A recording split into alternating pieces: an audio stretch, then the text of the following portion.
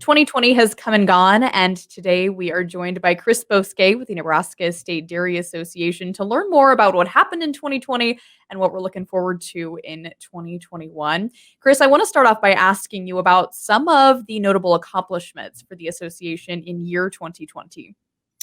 Yeah, 2020, you nailed it. It's just a crazy year. And so we had to really kind of change the way we were prioritizing some of our time in the past and move them towards some different avenues. And this year with COVID, we had a significant supply and demand issue, which resulted in a lot of farmers having some difficulties getting their milk to market. And so one of the accomplishments that we had was, we stepped in and helped figure out, along with University of Nebraska, the Department of Environment and Energy, specifically how they're supposed to dispose of that amount of milk with this issue that we have going on. And so our relationships that we have with local government officials were really highlighted at that time point, because it was just a direct, communication point there. But really that discussion kind of moved us into this refrigeration grant program that I helped out with. And it was kind of a joint venture between Midwest Dairy, the Nebraska State Dairy Association, and also AFAN, the final carrier of the project. And so, we were able to utilize our relationships with the state and local governments to basically help out food banks in need throughout the state of Nebraska. AFAN was the one that really took that project over and carried it forward. And the reach that they had was incredible. It was over 40 organizations that got a $4,000 grant to buy refrigeration or a freezer. And why that's important is because at this time of, significant backlog of raw product, this was something that we thought would take, backlogged product, bulk product, or what have you, off the market to create room for more processing capacity. And so, although it may have just been a small amount, we were able not only to do that, but set up local food pantries across the state of Nebraska to feed refrigerated products like fruits, vegetables, and obviously dairy, cheese, refrigerated dairy products. And so it was just a win-win all around for that specific issue. And then one of the other wins that we had was the livestock producer grants. We were, just like all the other ag groups, really talking with the Department of Agriculture on, the significant need and what was happening with the milk price and why we needed some support from our state government with the COVID relief dollars. And we were extremely happy to see that Governor Pete Ricketts and the Department of Agriculture and Department of Economic Development worked together to get those livestock producer grants out. Such is a huge help. I know our farmers, I got multiple calls from dairy farmers across the state of Nebraska that really appreciated that funding coming in. And so really proud of those accomplishments throughout the year. Well, Chris, you were mentioning the role of AFAN with the Nebraska State Dairy Association, and you've recently kind of taken on a dual role. Tell us about this transition and what it means for you. I am extremely excited about it. I've been in the AFAN role as their director of livestock development now since November 1st. And really how it all came about was our farmers really want to put the foot on the gas pedal when it comes to growth and development of the dairy industry. It's been a long project.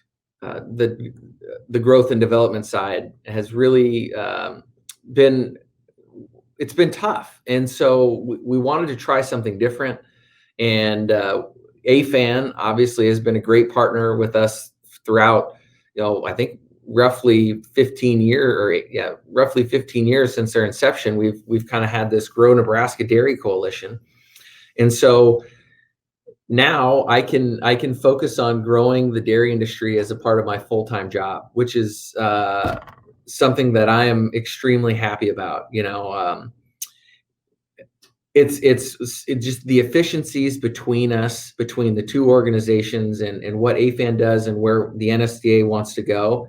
The symmetry really flows well, and I couldn't be happier to help farmers not only in the dairy world but in the pork and the poultry and the beef world add livestock to their portfolio. And that's something that as a kid who grew up on a farm who loved raising livestock, I'm extremely excited about.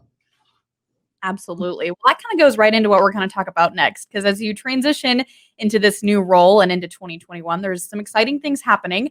First of all, tell us about the Nebraska State Dairy Association convention. What are the updated details on this? Yeah, so I was kind of hoping that we would keep all the COVID-19 issues in 2020, but unfortunately, they're rolling over to 2021, at least somewhat.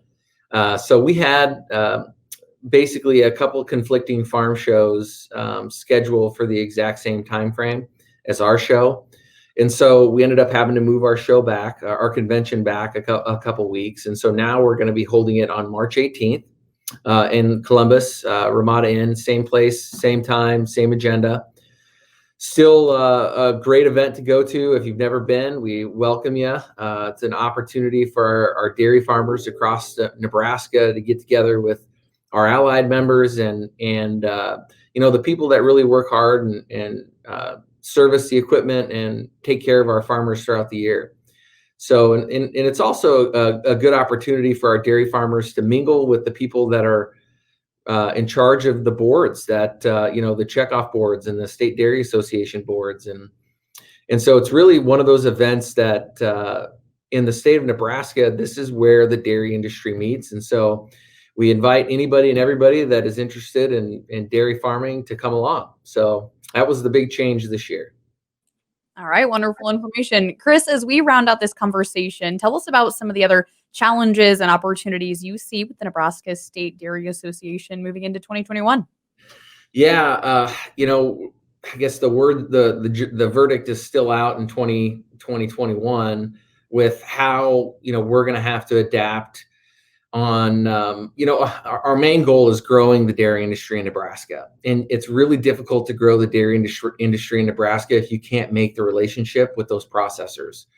And events that we typically go to in person and have great conversations with are all going virtual. And so just another wrench in the wheel, I guess, is we try to figure out how to move forward in this teleworld, I guess you could call it. So, we're going to have to adapt to that. I think that's also an opportunity for us, though, because we're not alone in that scenario. And companies are going to want to integrate, I'm sure they already have, aspects of telecommunications. So hopefully we can capitalize on that and maintain some of the relationships with processors that we've had throughout the years. Throughout 2021, I honestly just want to be able to get back out with dairy farmers. Last year, early on in the year, from January to February, I was able to, mingle with farmers and things like that. But, since COVID shutdown happened, I haven't been on a farm for quite some time. And so I'm really excited to get back out there after I get my COVID vaccine, and hopefully the farmers do too. But it's just one of those things. I miss the connection with the farmers, and I think that would bring the NSDA forward in a great way if we can get back out and truly meet with our farmers one-on-one on their farms. Absolutely. Great information as always. Chris Bosquet joining us. He is the executive director of the Nebraska State Dairy Association. Chris, thanks so much for being with us today. Absolutely, Alex. Thanks for having me.